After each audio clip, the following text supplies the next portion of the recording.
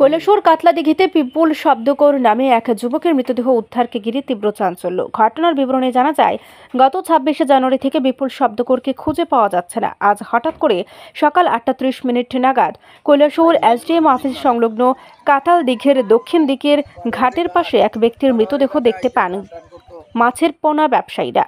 সঙ্গে সঙ্গে খবর দেওয়া হয় কৈলাসহর থানায়।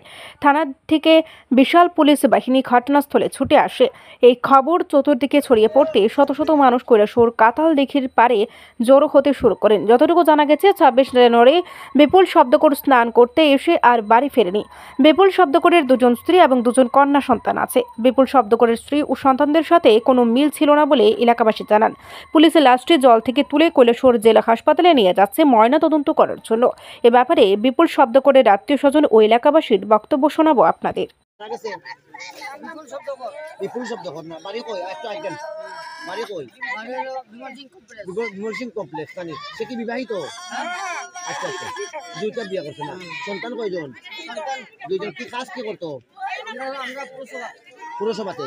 আচ্ছা, ইয়ে কিটা ওই কদিন থেকে নিখোঁজ আছেন? হইতে পারেন না? না, আচ্ছা, যাই হোক। আজকে সকালে আমাদের কাছে থানাতে একটা খবর আসে যে কাতালদিঘির পুকুরের মধ্যে একটা বডি ভাসমান অবস্থায় আছে। তো এই খবর পাওয়ার সঙ্গে সঙ্গে আমরা এখানে আসি। এসে দেখে পাড়ের দক্ষিণ পাড়ে একটা বডি ভাসমান অবস্থায় আছে।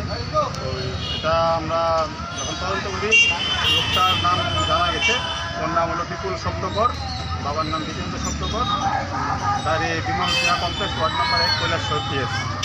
এরপর আমরা টেস্ট করি, এখন বডিটা উঠিয়ে হসপিটালে নিয়ে যাচ্ছি পিএম করার জন্য।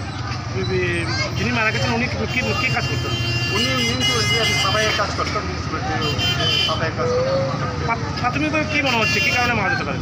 প্রাথমিকভাবে মনে হচ্ছে ড্রাউনিংয়ের মাধ্যমে মারা গেছে। এখন পর্যন্ত পোস্টমর্টমের মাধ্যমে পুরো ঘটনা অ্যাকচুয়ালি কীভাবে মারা গেছে জানা যায়।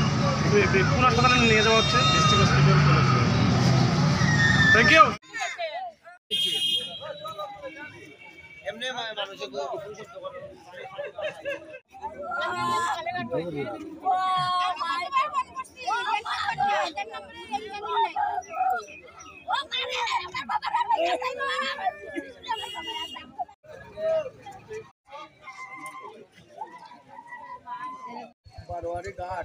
বারোয়ারি ঘাটে আইসে স্নান টান করতো।